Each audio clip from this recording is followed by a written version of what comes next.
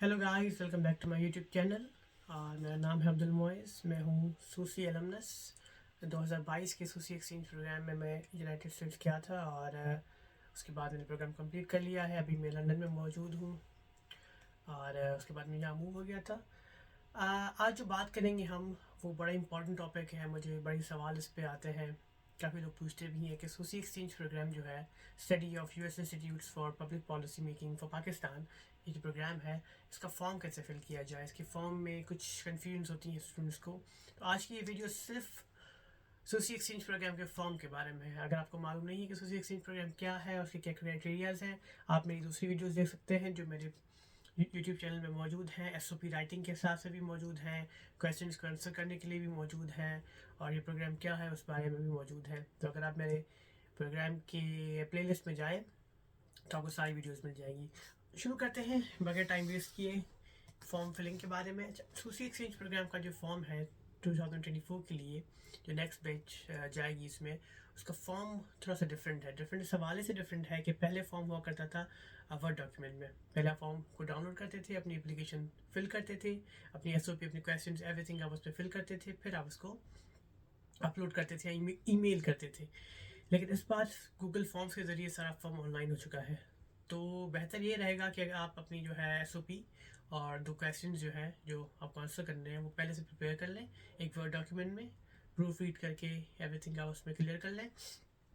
उसके बाद जब आप फॉर्म फिल करने जाएँ तो आप सिर्फ कॉपी करके अपने वर्ड डॉक्यूमेंट से उसमें पेस्ट कर लें। तो ये चेंजेस हुई हैं इस साल।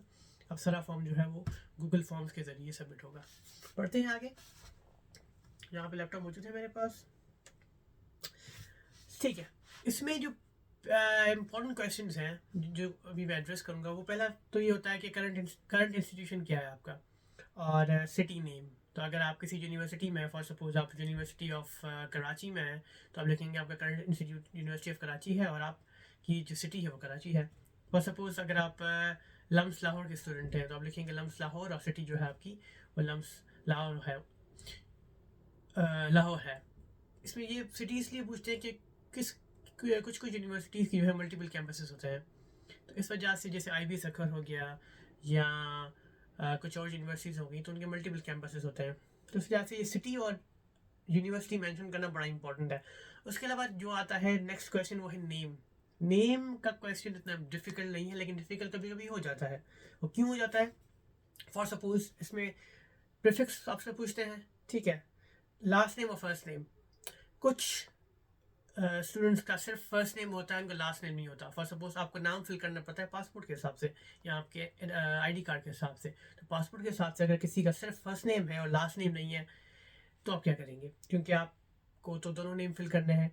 तो आप या तो उसको ब्रेक कर सकते हैं।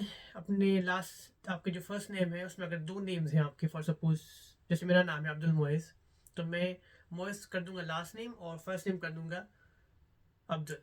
ठीक है, इस तरह से आप कर सकते हैं। या ये भी होता है जब अगर आपकी सिलेक्शन हो जाती है, तो आप जब वीज़ा फिल करते हो, तो आप जो आपका फर्स्ट नेम है ना, वो आपका लास्ट नेम में लिखा जाता है, और फर्स्ट नेम में लिखा जाता है FNU। FNU means first name unknown, अगर आपका सिर्फ फर्स्ट नेम है और लास्ट नेम नहीं है। अगर आपके पास दोनों नेम मौजूद है, मतलब आपका फर्स्ट नेम भी है, लास्ट नेम भी है, आपके पास कोई ब्लैंक नहीं है उसमें पासपोर्ट में, तो आप आराम से उस हिसाब से फिल कर सकते हैं। लेकिन इंपॉर्टेंट बात यहाँ पे ये है कि नाम आपका पासपोर्ट के हिसाब से होना चाहिए, उस डिफरेंट नहीं होना चाहिए। ठीक है, उसके अलावा बेसिक डिटेल्स हैं, gender, date of birth, city of birth, citizenship. ये भी बड़ी इंपॉर्टेंट है। अगर आप, क्योंकि अगर आपकी ड्यूअल नेशनैलिटी है, या आप अगर पाकिस्तानी नेशनलिटी के अलावा भी कहीं नेशनलिटी है आपकी, तो आप इस प्रोग्राम में एलिजिबल नहीं हो सकते। आपको पाकिस्तानी रेजिडेंट होना या सिटीज़न होना बड़ा लाजमी है इसमें। ठीक है, इसके अलावा कुछ मेडिकल और डाइट्री कंसिड्रेशंस पूछते हैं आपसे। कॉन्टैक्ट इन्फॉर्मेशन आपसे पूछते हैं, आपकी एड्रेस, सिटी, पोस्ट कोड तो शायद होता है हमारे पास पाकिस्तान में ना, जो इन नंबर्स होते हैं वो होते हैं। लेकिन अगर पोस्ट कोड नहीं है, तो फिर आपको चेक करना पड़ेगा और कंफर्म करना पड़ेगा। लेकिन मोस्टली होता है पोस्ट कोड हमारे पास।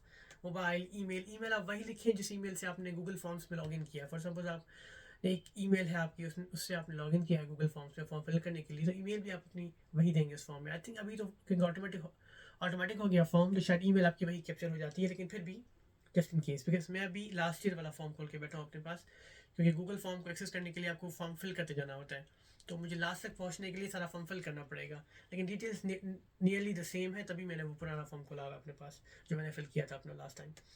एमरजेंसी कॉन्टैक्ट आपको देना होता है, आपके पेरेंट्स, आपके गार्जियन, कोई भी फैमिली के बारे में बताना होता है आपको, आपके मदर, फादर, सिबलिंग्स, आपके फादर क्या करते हैं, आपकी मदर क्या करती हैं, सिबलिंग्स क्या करते हैं, कहाँ पे मौजूद है, ये सारी डिटेल्स भी देनी होती है। क्योंकि अगर आपका कोई सिबलिंग पहले यूसी प्रोग्राम में जा चुका है तो फिर चांसेस कुछ कम हो जाते हैं आपके जाने के लिए, क्योंकि इसमें बस यही है कि आपके बैकग्राउंड में कोई भी कभी जो है वो यूएस ना गया हुआ हो या किसी एक्सचेंज प्रोग्राम में ना गया हुआ हो।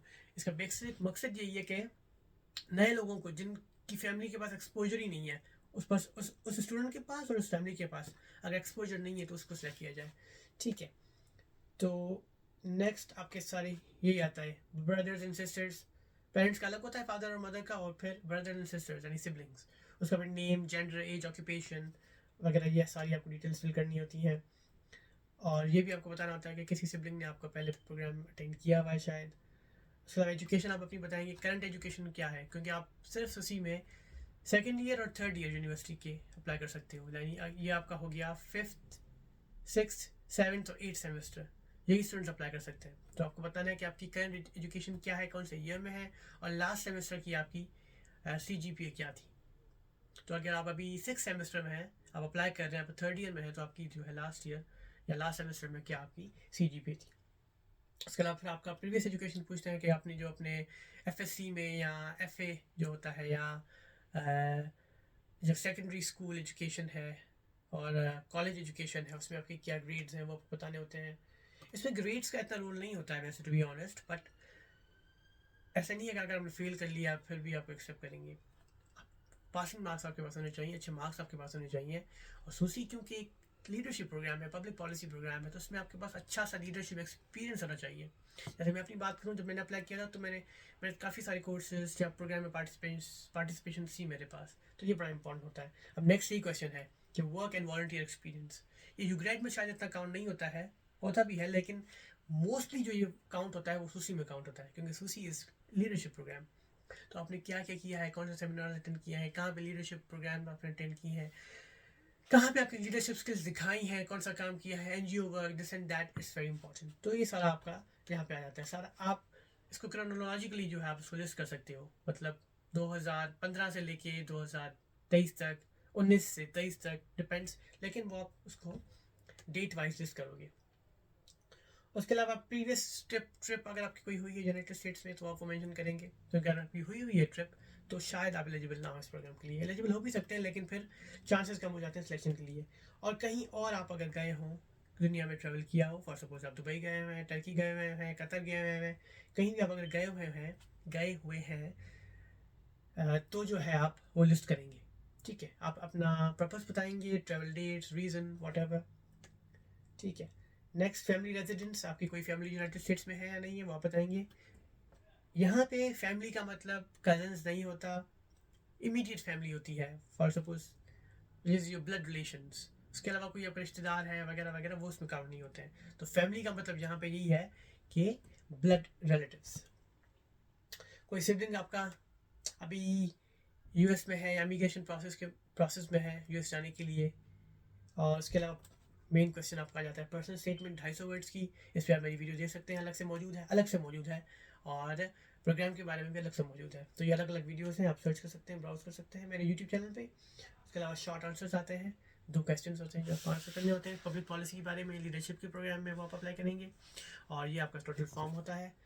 Next, and this is all. इतना मुश्किल फॉर्म नहीं है। फॉर्म फिलिंग जो है, स्टूडेंट्स बड़े कन्फ्यूज होते हैं फॉर्म फिल करने में, कोई भी स्कॉलरशिप प्रोग्राम हो, मे बी एक्सपीरियंस कम होता है शायद। तो आप मेरी एडवाइस ये रहेगी कि आप जो है दूसरे प्रोग्राम्स में भी अप्लाई करते रहें, चाहे आप सेलेक्ट ना हो, लेकिन आपका एक्सपीरियंस बनता है फॉर्म फिल करने के लिए, क्योंकि हर प्रोग्राम की अपनी रिक्वायरमेंट्स होती हैं। जैसे यू ग्रेड है और सूसी है, दोनों US के प्रोग्राम्स हैं, लेकिन दोनों की फॉर्म फिलिंग डिफरेंट है, दोनों की क्राइटेरियाज डिफरेंट हैं, दोनों की नीड्स डिफरेंट हैं, दोनों के SOPs डिफरेंट हैं। तो इसलिए आप अगर फॉर्म फिल करते रहें और अप्लाई करते रहें प्रोग्राम्स पे, तो ये आपको बड़ा हेल्प करता है इस क्राइटेरिया को सीखने के लिए। So that's all for today. अगर आपके पास कोई भी क्वेश्चन हैं तो आप मेरे यूट्यूब के कमेंट बॉक्स में ड्रॉप कर सकते हैं या आप मुझे फॉलो कर सकते हैं इंस्टाग्राम पे मोइज़ इन लंदन।